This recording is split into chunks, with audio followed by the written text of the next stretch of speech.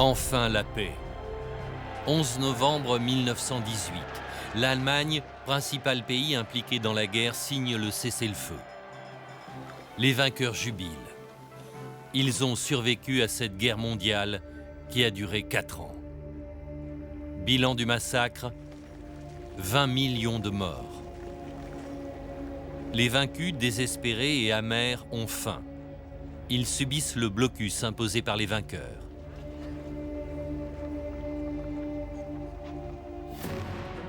Paris, 18 janvier 1919. Les vainqueurs s'assoient ensemble pour décider du sort des nations perdantes. Woodrow Wilson, président des États-Unis arrivé par bateau, s'est fixé pour objectif une paix raisonnable. Il réclame le droit des peuples à disposer d'eux-mêmes. Le Premier ministre britannique souhaite museler la puissance militaire de l'Allemagne et de ses alliés. Georges Clemenceau, Premier ministre français, demande la réparation des dommages de guerre pour compenser les destructions causées par la guerre. Les Allemands avaient voulu faire la guerre, eh bien, ils étaient battus et ils payaient. C'était comme ça. Et ils payaient. Payaient naturellement. C'était dur. C'était malheur, comme on dit, malheur aux vaincus. Et nous avions pris notre revanche et nous étions heureux d'avoir pris notre revanche. Pendant ce temps, la révolution éclate dans les pays vaincus. En Hongrie et en Allemagne, des combats ont lieu dans les rues de Berlin. Sur les ruines des anciennes monarchies naissent de nouveaux États. À Berlin, la révolution éclipse les premières élections libres. Le taux de participation aux élections est très élevé. Les femmes ont le droit de vote pour la première fois. En Allemagne, les sociodémocrates remportent les élections. Le Parlement allemand se réunit à Weimar, loin du centre agité de Berlin.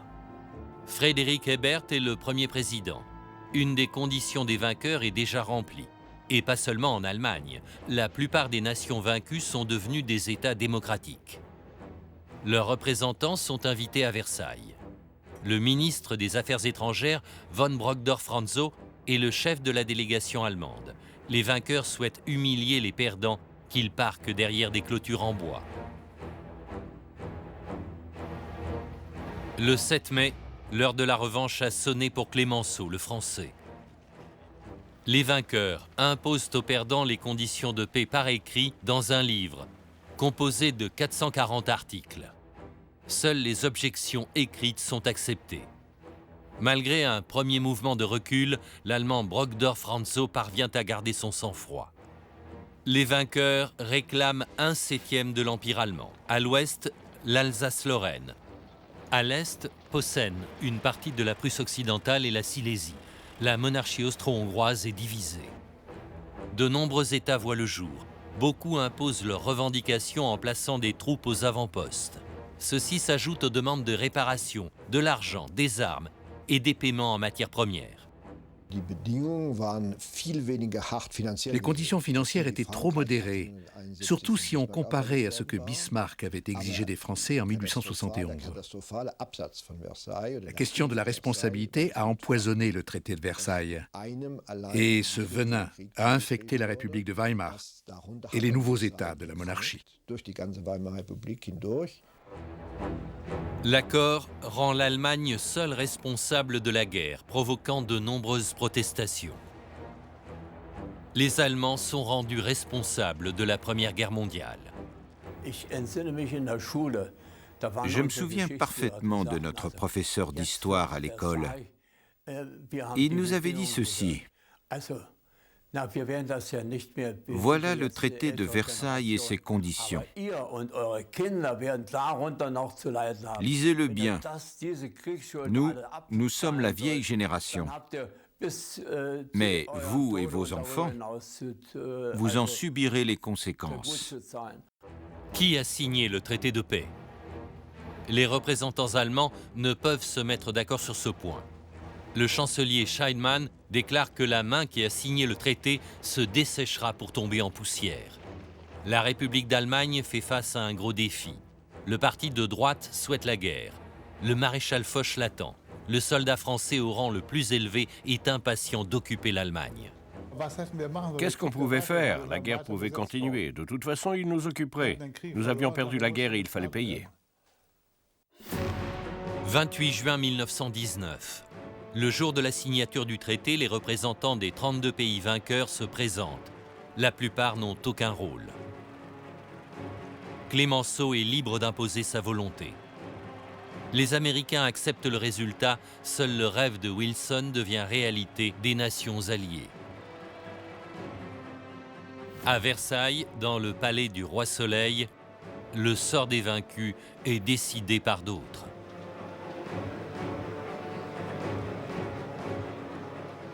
Le diktat de la paix.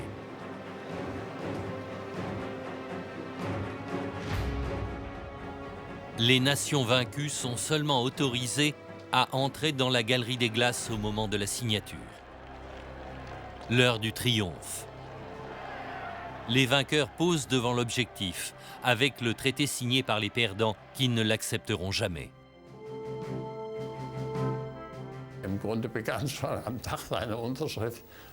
En fait, il travaillait depuis le jour de la signature pour éliminer les conditions les plus strictes.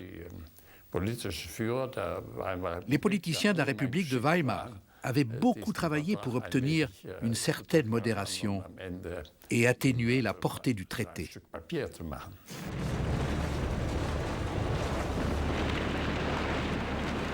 Les vaincus doivent malgré tout subir de rigoureuses conditions, mais il s'avère quelques années plus tard que ces restrictions ont causé moins de dommages économiques que prévu. Mais le traité suscite encore un vif ressentiment chez les Allemands. C'était une décision qui ouvrait la porte à la guerre future. Il était évident que les Allemands n'allaient pas accepter indéfiniment de vivre comme les avait formé le traité de Versailles, et qu'un jour ou l'autre, ça tournerait mal. Hitler va se servir du traité de Versailles pour mettre le feu aux poudres de l'Europe. Le temps de l'élimination et de l'exploitation est venu.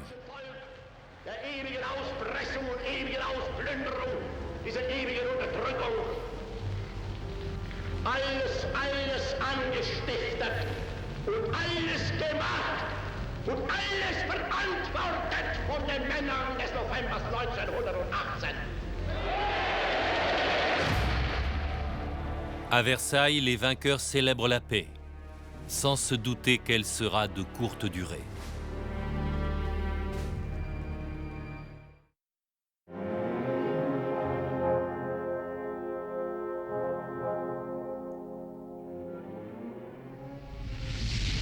À l'issue de la Première Guerre mondiale, l'Europe plonge dans le chaos.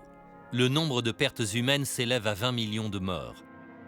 La France et l'Allemagne ont subi d'importantes destructions.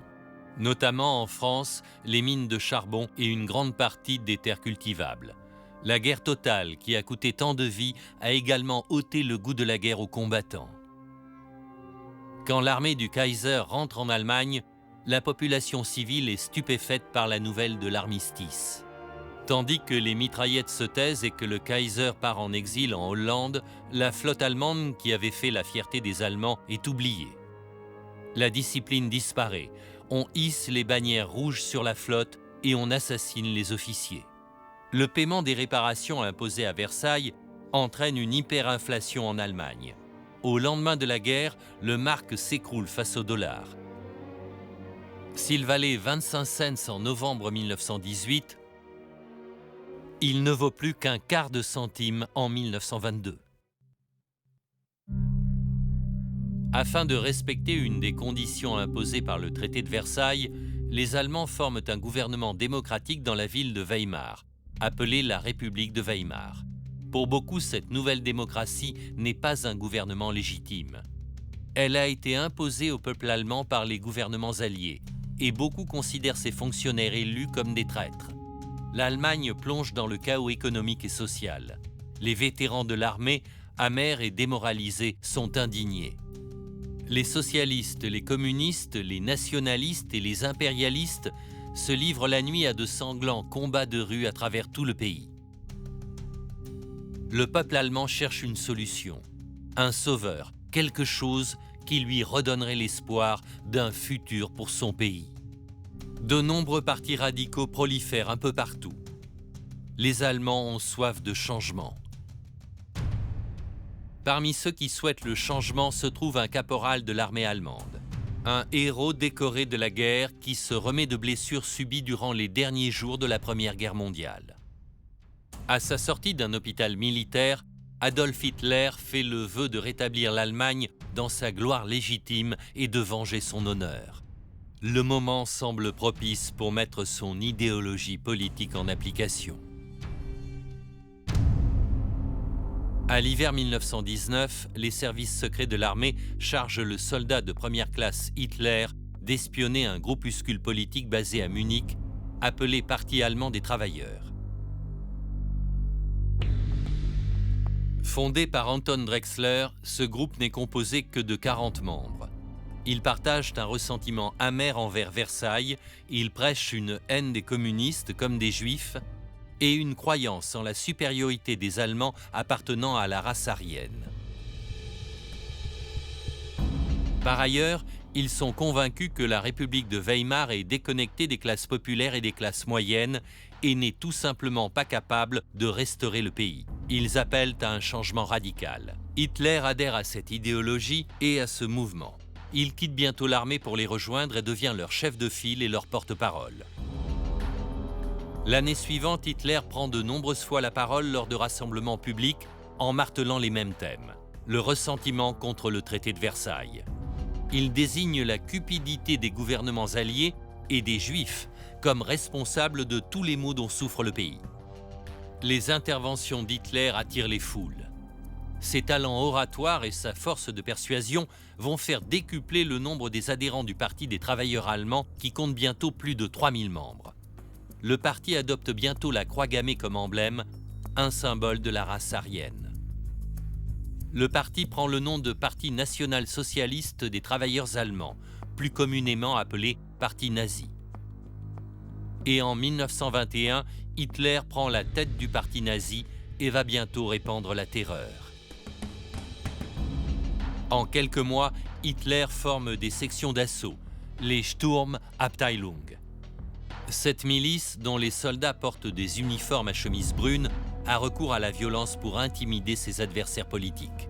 L'objectif d'Hitler pour le parti est simple: faire recouvrer à l'Allemagne son rang légitime de puissance mondiale, étendre ses frontières, punir les gouvernements alliés et mener une guerre contre les Juifs. Ces maximes générales ne vont faire qu'empirer. Mais certaines idées d'Hitler lui sont inspirées par d'autres. En Italie, le parti national fasciste est en avance d'1 an ou 2 sur les nazis. Hitler est admiratif de Benito Mussolini, dont il envie le succès. Il aime la façon dont Mussolini a récupéré le salut romain pour galvaniser ses troupes, et il le fait adopter aux nazis. Mais c'est surtout l'arrivée de Mussolini au pouvoir par la force qui est une source d'inspiration pour Hitler. Mussolini s'apprête à conquérir l'Italie et Hitler se tient prêt à en faire de même avec l'Allemagne. « 300 000 chemises noires sont prêtes à en découdre. C'est ainsi que les fascistes menacent de marcher sur Rome. Ils ne sont en fait que 30 000. Le 29 octobre 1922, Benito Mussolini prend le pouvoir en Italie sans rencontrer de résistance. Les militants fascistes étaient agressifs. Ces jeunes gens enflammés faisaient peur. Ils tenaient leur bâton toujours prêts à frapper, et ils frappaient. L'État est en crise. Les fascistes peuvent occuper la ville sans rencontrer de résistance. Le roi, comptant sur une alliance avec les chemises noires, demande à Mussolini, leur leader, de prendre la tête du gouvernement. Le Parlement lui confie le pouvoir absolu. C'était un excellent acteur, qui n'avait pas beaucoup d'idées, et qui n'était pas tellement cultivé, mais qui savait très bien communiquer. Il savait manipuler les gens. Quand il montait sur l'estrade, il savait déjà ce que la foule voulait entendre. Il instaurait un dialogue avec le public, et ça marchait. Mussolini s'empare du pouvoir et Hitler est persuadé qu'il peut accomplir la même chose en Allemagne. L'Autrichien rêve de marcher sur Berlin. L'exemple de Mussolini avait profondément marqué Hitler. Et en 1923, il tenta un coup d'État similaire en Allemagne. Hitler idéalisait Mussolini parce que c'était pour lui un homme qui avait chassé les doutes de son esprit. C'est un démagogue.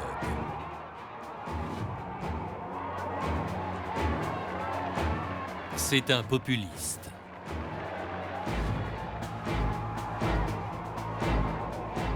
C'est un dictateur. Le 23 septembre, Hitler engage un photographe. Une révolte a besoin de publicité. Le pouvoir a besoin de clichés.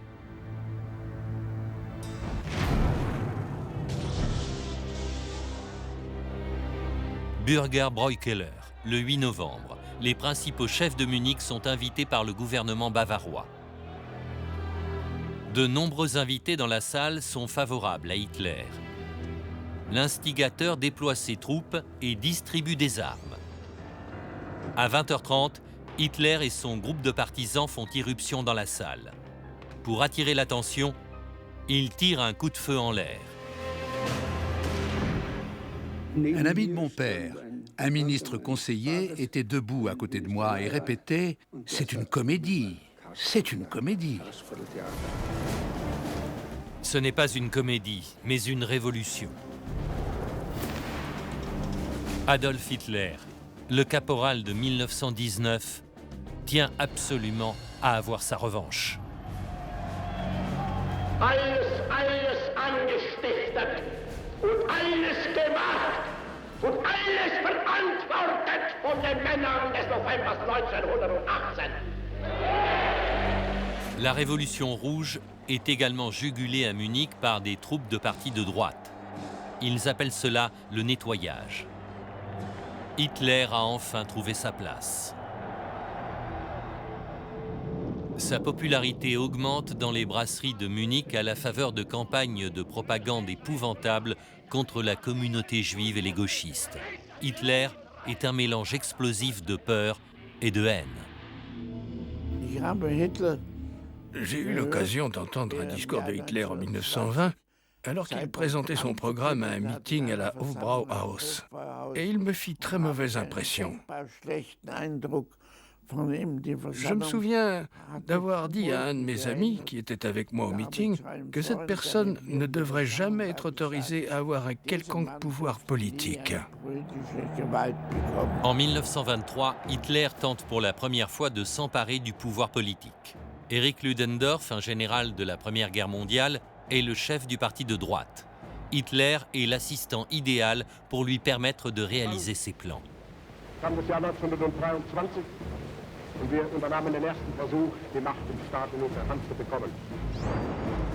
Les monarchistes et les nazis sont d'accord sur un point. Le gouvernement de Berlin doit être remplacé. Mais ils n'ont pas confiance les uns envers les autres. Hitler craint le gouvernement bavarois. Il doit agir.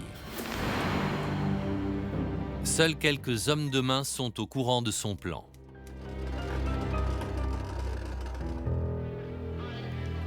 Bürger Bräukeller le soir du 8 novembre. Hitler fait irruption dans la salle. Il renverse le gouvernement bavarois et prétend occuper Berlin.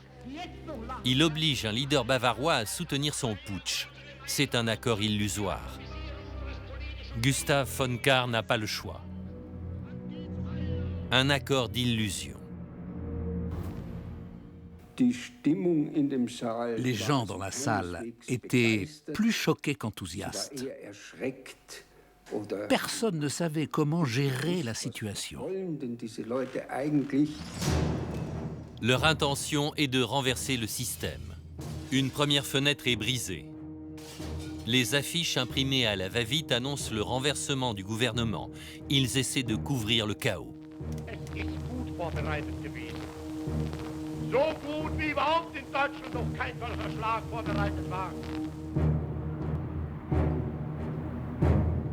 Du jour au lendemain, la situation politique du pays est bouleversée. Von Kahr renie son soutien aux instigateurs du putsch. L'état d'urgence est déclaré à Berlin. Le matin suivant, plus personne ne sait qui dirige le pays. Des milliers de gens sont rassemblés pour écouter les nouveaux dirigeants au pouvoir. L'un d'eux garde le drapeau derrière les barricades en barbelés. Il s'agit de Heinrich Himmler. Les gauchistes et les juifs sont placés en détention préventive. Ja, wer immer die Auffassung vertreten, dass die Stunde kommen wird, in der wir dieses Volk aus unseren Reihen entfernen werden. Et puis, bien sûr, je me suis rendu au Bürgerbräu Keller et là, il y avait des gens debout qui portaient des brassards avec la croix gammée, les armes à la main. Ils étaient habillés en vêtements civils, mais la plupart étaient déjà organisés en groupe, les SA. Ils possédaient tous une arme. Un défilé traverse toute la ville, avec Hitler et Ludendorff en tête. 2000 hommes avancent sur le ministère de la Défense bavarois. Un cordon de police est formé avec une centaine d'hommes et attend les manifestants. Le conflit éclate.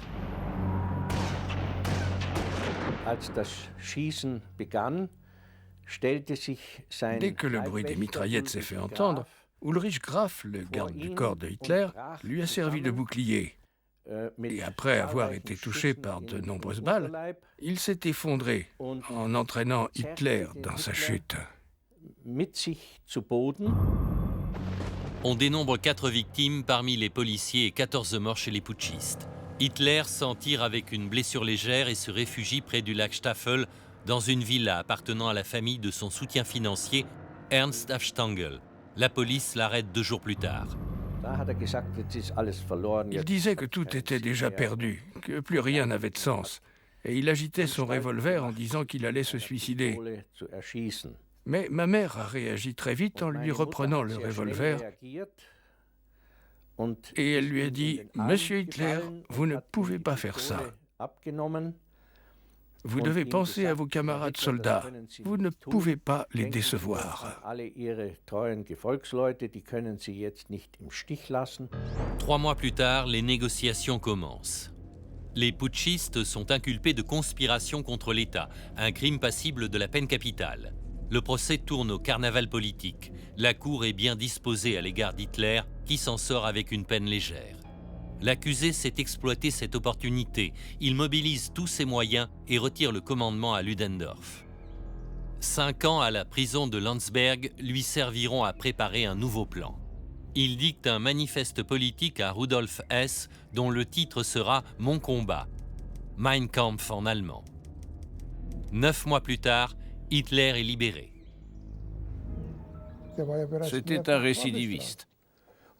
Si la Cour n'avait pas été assez inconsciente pour le libérer, il aurait dû rester en prison jusqu'en 1929 ou 30. Et alors, rien ne se serait passé. Sa prochaine tentative pour s'emparer du pouvoir sera couronnée de succès. Et au bout du compte, Hitler célébrera cet échec ignominieux comme une victoire. Oskar Körner.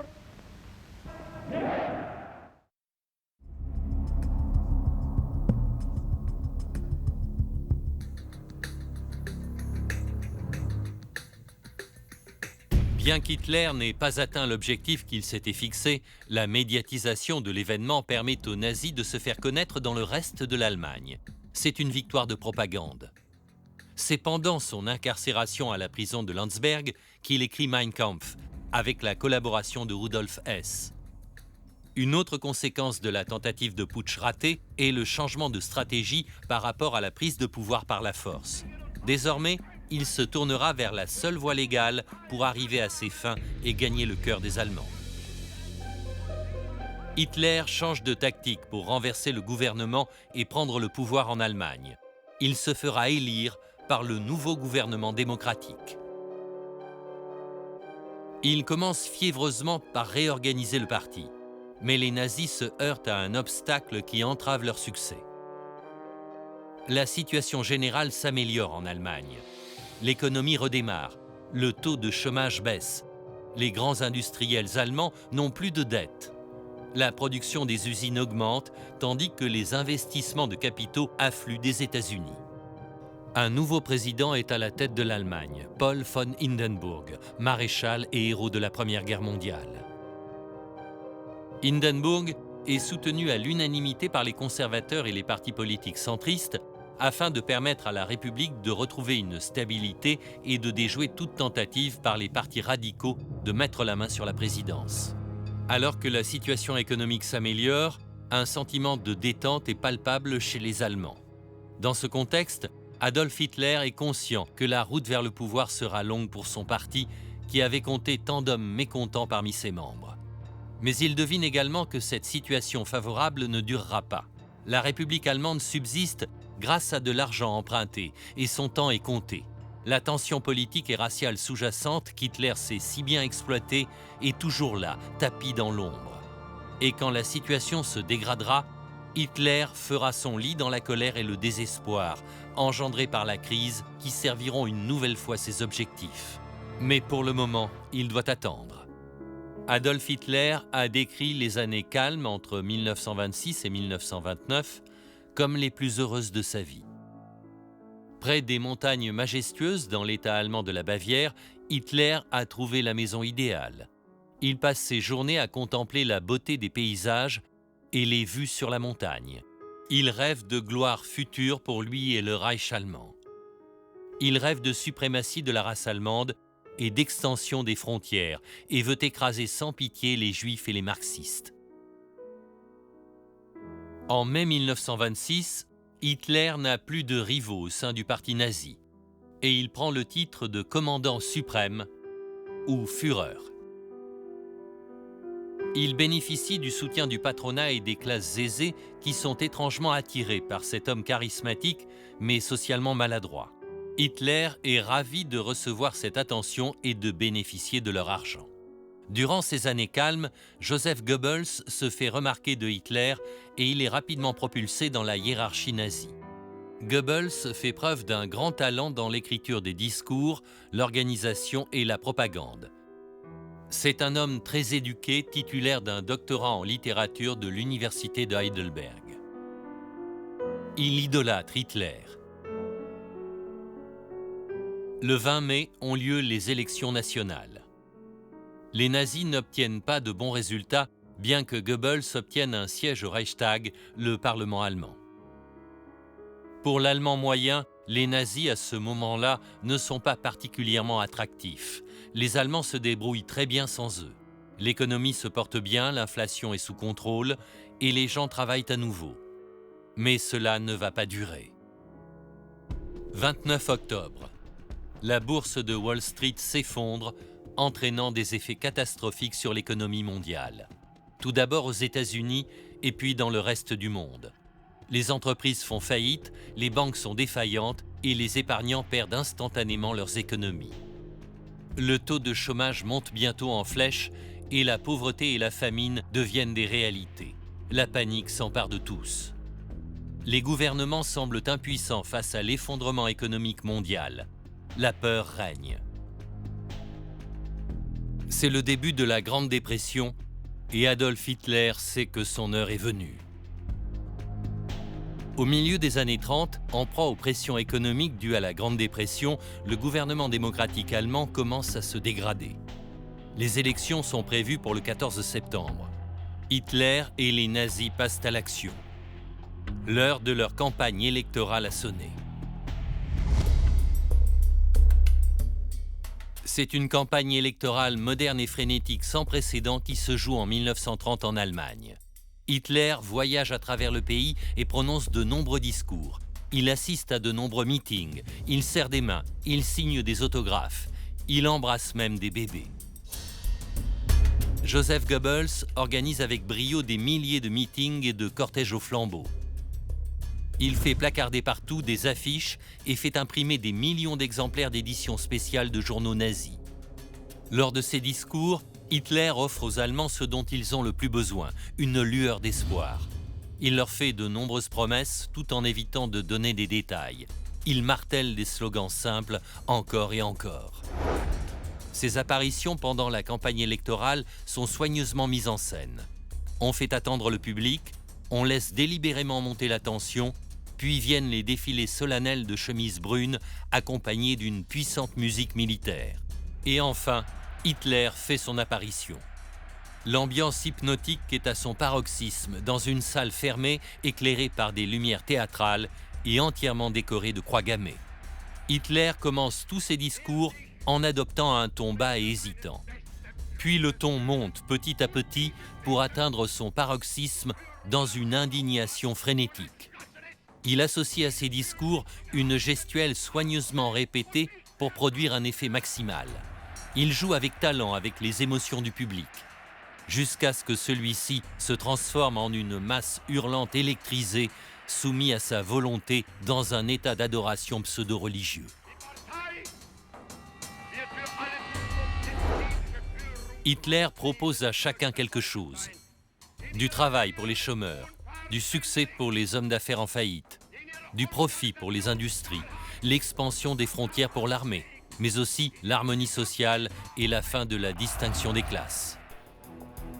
Le jour des élections, le 14 septembre 1930, les nazis obtiennent 6 millions de suffrages, plus de 18% des voix. Ils obtiennent ainsi 107 sièges au Reichstag allemand. C'est une victoire éclatante pour Hitler. Du jour au lendemain, le petit parti nazi devient le deuxième plus grand parti d'Allemagne. À présent, le temps est compté pour la fragile démocratie allemande. Le temps est du côté d'Hitler.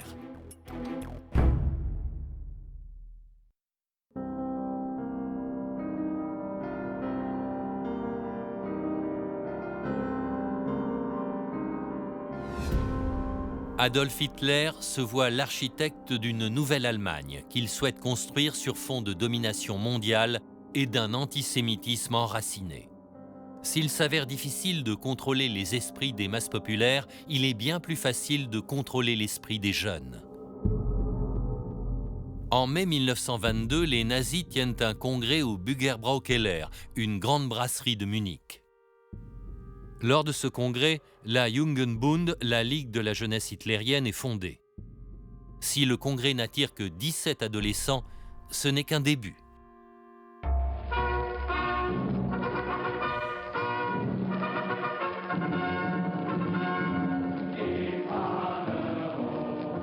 Seuls peuvent adhérer au Jugendbund les jeunes hommes allemands reconnus ariens, âgés entre 14 et 18 ans. Les jeunes gens originaires d'autres pays, les juifs ou toute personne considérée comme appartenant à une race inférieure, sont automatiquement refoulés. Une fois approuvés, les membres du Jugendbund doivent prêter serment d'allégeance, en premier lieu à Adolf Hitler, puis aux 11 clauses du pacte du Jugendbund, et enfin au programme politique du parti nazi. Les jeunes suivent des classes et des ateliers chaque semaine.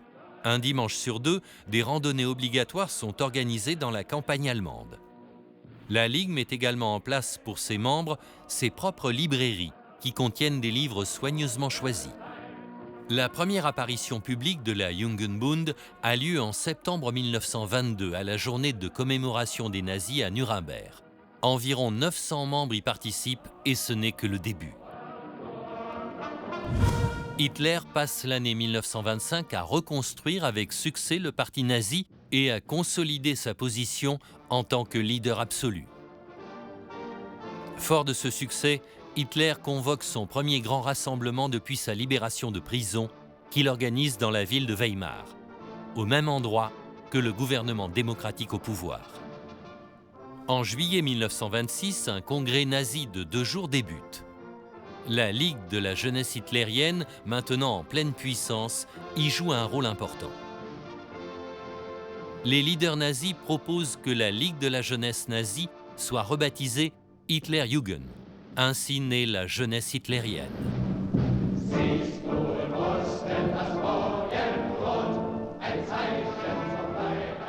La jeunesse hitlérienne gagne en popularité à la fin des années 20.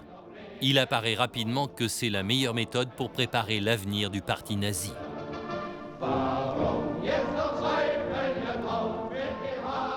Fin 1928, une branche séparée destinée aux filles est créée dans la jeunesse hitlérienne.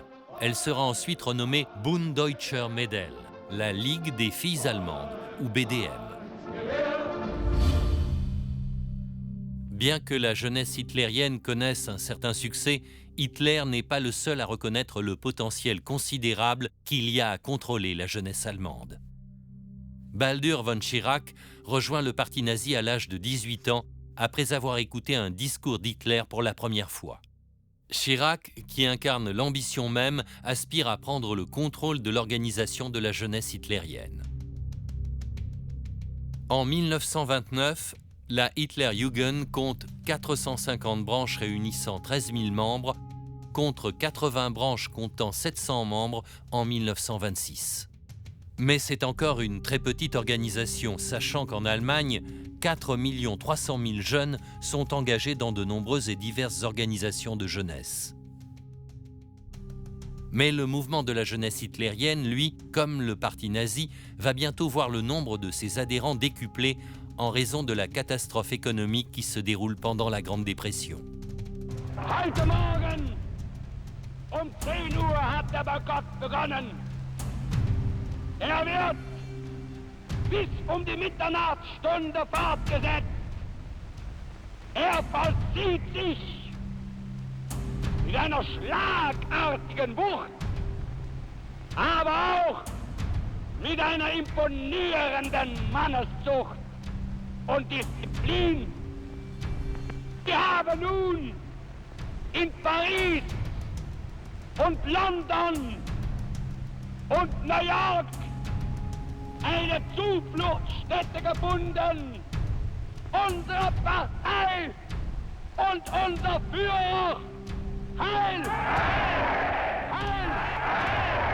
Heil! Le ton radical des discours de Goebbels et Chirac attire l'attention de la police locale qui décide de réprimer la jeunesse hitlérienne. Les défilés de propagande sont bannis et l'adhésion des écoliers allemands est interdite. L'adhésion au mouvement est passible de sanctions telles que l'expulsion de l'école ou une amende. Globalement, la répression officielle n'a que peu d'effet, l'interdiction rendant le mouvement plus attrayant aux yeux des adolescents en quête d'aventure.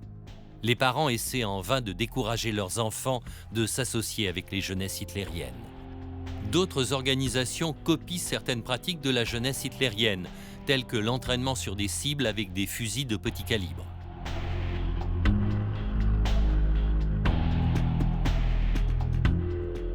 Les défilés de la jeunesse hitlérienne, les rassemblements et les réunions se poursuivent. 1930 marque un tournant dans l'ascension d'Hitler au pouvoir et la jeunesse hitlérienne y joue un rôle important. À travers toute l'Allemagne, avec l'aide des sections d'assaut nazis, ils mènent une campagne électorale sans relâche pour faire élire les nazis au Reichstag dans la République de Weimar qui est en train de vaciller. Dans un pays en proie à des tensions grandissantes, tandis que le nombre d'adhérents à la Hitlerjugend ne cesse d'augmenter, les nazis vont bientôt gagner un pouvoir social et politique considérable en Allemagne.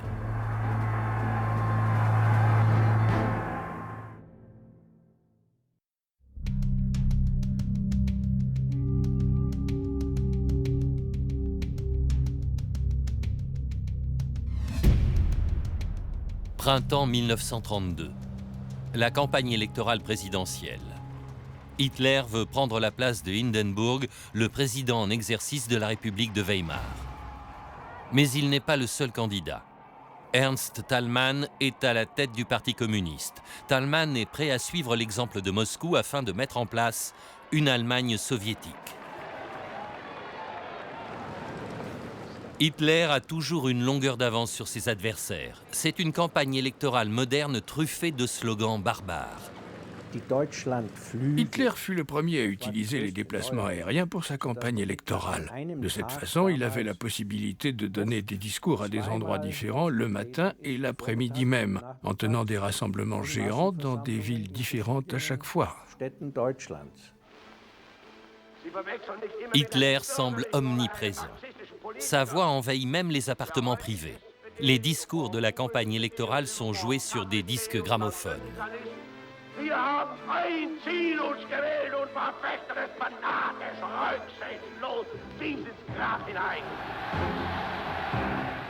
La campagne électorale d'Hitler est une potion explosive faite de peur et de haine contre la République en déclin et les soi-disant conspirations bolcheviques et juives.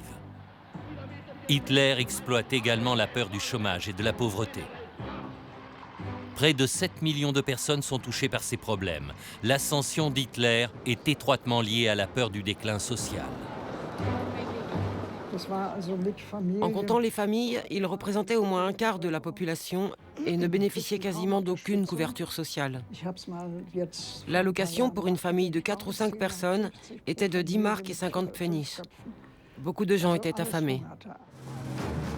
Ce ne sont pas seulement les chômeurs qui se laissent séduire par les slogans radicaux des partis de droite ou de gauche. Depuis le début des années 30, les communistes ont également vu augmenter le nombre de leurs adhérents. Avec les nazis, ils vont amener la République de Weimar à sa perte. Personne ne savait ce que signifiait la démocratie. Ils n'en connaissaient pas le concept et ne la souhaitaient pas. Tout le monde faisait confiance à la droite. Ils disaient que c'était la fin, que la gauche, avec ses partis de mendiants, nous conduisait dans une impasse. Les partis démocratiques ne parviennent pas à inverser la situation. Le chancelier qui gouverne au Parlement n'est soutenu par aucune couche de la population. Personne ne pouvait endosser ce rôle. Personne n'était prêt à risquer sa vie ou sa réputation. Ce ne sont pas à des activités politiques que l'on se livre dans les institutions, mais à des intrigues contre le vieux président Hindenburg, les lords et les réactionnaires nationalistes allemands. Le deuxième terrain des combats est dans la rue. Les grands partis sont maintenant des organisations à moitié militaires. Les nazis et les communistes se livrent des combats sans concession. L'ordre public est rompu.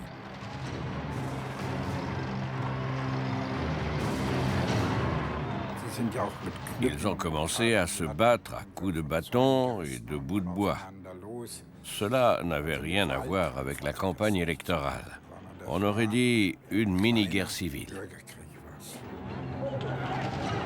Le parti d'Hitler compte à présent une armée d'1 demi-million d'hommes, les SA. Devant la menace d'un coup d'État, une dernière tentative pour maîtriser le chaos. Die preußische Staatsregierung hat mit dem heutigen Tage für das gesamte Staatsgebiet die SA verboten. L'armée d'Hitler contourne l'interdiction. Les SA défilent en blanc.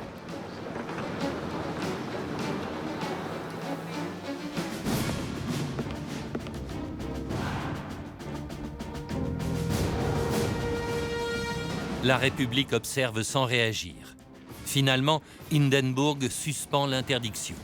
Les chemises brunes continuent de défiler.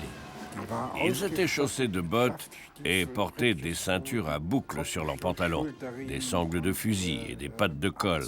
À cette époque, cela coûtait une fortune. Pourtant, ils avaient tous un uniforme. Cela voulait dire qu'ils bénéficiaient de financements importants. Alfred Hugenberg, éditeur, est l'un des bienfaiteurs d'Hitler. Il organise un meeting contre la République à Bad Harzburg. Il invite des figures des milieux financiers et industriels allemands. Si la campagne électorale d'Hitler bénéficie de financement, ceci reste insuffisant. Le parti fait face à des difficultés financières. La situation financière du NSDAP fut tendue du premier au dernier jour. Les premiers mois, il conservait les certificats d'adhésion des nouveaux membres dans les bureaux locaux afin de pouvoir toucher sur place les frais d'adhésion des premiers mois et ensuite seulement, il les envoyait au QG à Munich. Cependant, le nombre des membres du parti nazi augmente, tout comme celui des communistes qui, à la folie des nazis, ont préféré l'image trompeuse de la République soviétique. Mais ces choix sont-ils les seuls possibles? Nous avions le choix, l'Allemagne soviétique ou l'Allemagne nationale-socialiste. Mais à cette époque, les gens disaient, ou plutôt, ce sont les communistes qui le disaient, que celui qui choisissait Hitler choisissait la guerre. Une nouvelle fois, le peuple vote pour le président Hindenburg. Mais les chanceliers comme les papes vont et viennent. On voyait bien que ça ne pouvait plus durer. Les gens pensaient qu'un changement radical était nécessaire. Les élections du Reichstag sont organisées à 2 reprises, en juin et en novembre. C'est toujours le même jeu.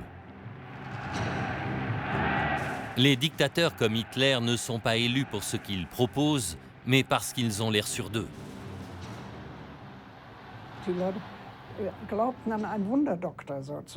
Les gens espéraient un faiseur de miracles parce qu'ils étaient dépités. C'est alors qu'arriva quelqu'un plein d'assurance, doté d'une force hypnotique et capable de subjuguer les gens. La fabrication d'une image, des poses étudiées, des illusions. Il décrivait tellement bien les merveilleuses choses qu'il allait faire une fois élu que les gens étaient convaincus qu'il était leur sauveur.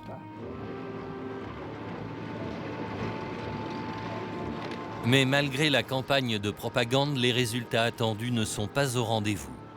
En novembre, aux élections du Reichstag, les nazis perdent plus de 2 millions de votes. Hitler est en perte de vitesse. Toutes les tentatives pour convaincre les foules et les grandes phrases rhétoriques se révèlent inutiles. Pour gagner le pouvoir, Hitler doit compter sur l'effondrement des partis qui soutiennent encore la vieille République.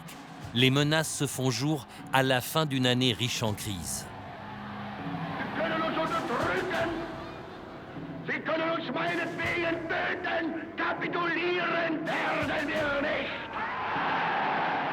Mais Hitler n'a plus besoin d'élections libres pour obtenir un poste. Les autres forces qui combattent la République vont l'aider à gagner le pouvoir.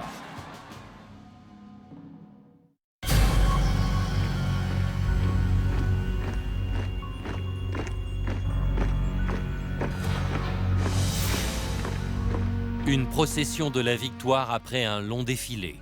Réécrivant l'histoire, les national-socialistes célèbrent leur déjà légendaire prise de pouvoir.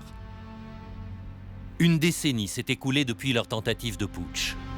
Au début de l'année 1933, le parti semble être en perte de vitesse. Le parti de Hitler perdait des votes, l'économie redémarrait. Le parti nazi ne rencontrait du succès que lorsque les choses allaient mal.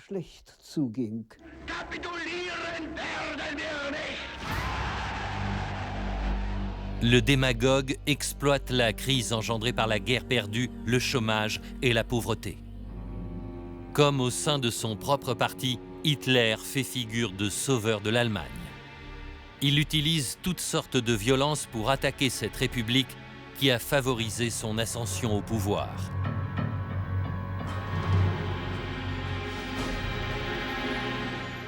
Les opportunités de prendre le pouvoir sont limitées. Avec les élections et les délégués parlementaires, il ne peut se frayer un chemin vers le pouvoir. Puis, une offre inattendue lui est faite. Une conspiration secrète se trame. Hitler est invité à la villa de Kurt von Schröder à Cologne. Le secret est dévoilé. Il est inutile de se cacher. Le mystérieux partenaire d'Hitler s'appelle Franz von Papen, l'ancien chancelier.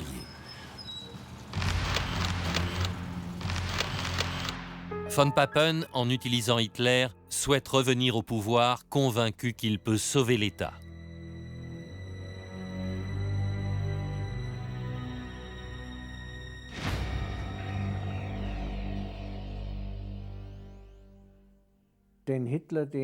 Beaucoup pensaient être capables de maîtriser Hitler, de le contenir. Ils pensaient pouvoir amener Hitler vers un régime politique décent, honorable. Le système de la République a changé. Âgé, le président a décidé que les chanceliers se succéderaient pour gouverner, en complète indépendance par rapport au Parlement. Des chanceliers sur commande, comme Kurt von Schleicher au printemps 1933. D'autres manigances se trament en arrière-plan. 2 hommes sortent furtivement de l'opéra où ils étaient apparus pour la première fois en public. Ils se serviront plus tard de cet argument comme alibi quand ils rencontreront Hitler. Une fois encore, von Papen cherche à convaincre le président et le chef de la chancellerie de l'entrée d'Hitler au gouvernement. Après une rapide hésitation, ils soumettent leur plan au président. Dans une ambiance de léthargie et de confusion, peu devinent le danger imminent. Pourtant, Hitler ne cache pas ses ambitions. Wir sind intolerant. Ich habe mir ein Ziel gestellt, nämlich die 30 Parteien aus Deutschland hinauszufegen. Personne ne le prit assez au sérieux. Ils avaient plutôt tendance à se moquer de lui, parce qu'ils n'imaginaient pas qu'un jour, il aurait autant de pouvoir. Le 30 janvier, Hitler est nommé chancelier par le président Hindenburg. La majorité est soulagée. Les ministres civils pensent être en mesure de le contrôler. Von Papen ne peut qu'espérer qu'il ne s'est pas trompé. Mon père pensait qu'il restait encore assez de membres de l'ancien cabinet et qu'il serait en mesure de contrôler Hitler et de le ramener à la raison, et qu'il pourrait collaborer avec lui, que ça pourrait fonctionner ainsi. Mais il s'était trompé sur Hitler. Tous les nationalistes flagorneurs pensent pouvoir manipuler Hitler selon leur propre intérêt. Mais dès le soir de sa nomination, la véritable situation devient claire. À l'occasion du feu d'artifice, Hitler maîtrise l'art de manipuler les foules. Les gens fêtent la victoire comme s'il était l'un d'eux, un homme ordinaire qui vient d'accéder au pouvoir. Nous sentions tous qu'il s'agissait d'un tournant d'une manière ou d'une autre, mais personne ne devinait que c'était un jour décisif pour notre siècle. Au défilé triomphant succède la vengeance. La marche triomphale va être suivie d'une revanche. J'ai toujours dit que la terreur et le succès constituaient un cocktail imparable.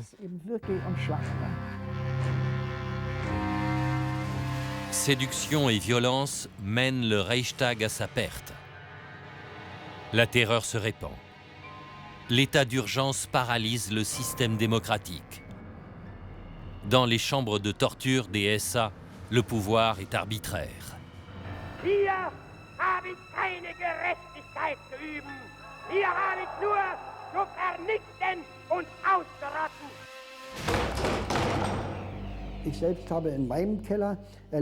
Quand on nous a amenés à la cellule, j'ai vu qu'ils avaient battu un avocat juif jusqu'au sang. Dass ein solcher geschichtlicher Vorgang, wie jede Kampfhandlung, hier und da auch von bedauerlichen Erscheinungen begleitet ist, liegt auf der Hand. Les dernières élections partiellement libres donnent une majorité à Hitler. Il ne reste plus au chancelier qu'à obtenir la coalition avec les conservateurs pour étendre son pouvoir. Seul le Parti social-démocrate vote contre, mais son veto arrive trop tard.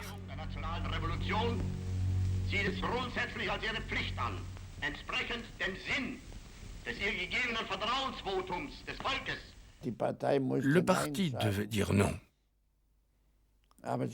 Mais il n'avait plus aucune influence. Il ne pouvait plus opposer son nom à une nouvelle force politique toute puissante.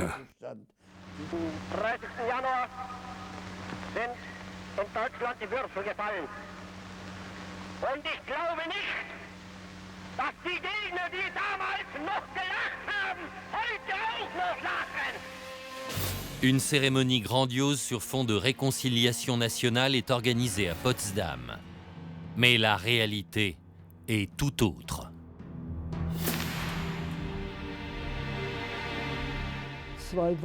À partir de ce moment-là, je n'avais plus que deux mots à l'esprit.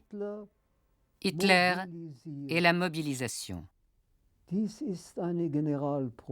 Il s'agissait d'une répétition, et il y en aurait beaucoup d'autres avant que la guerre n'éclate. Mais il était évident que Hitler voulait transformer les hommes en machines de guerre.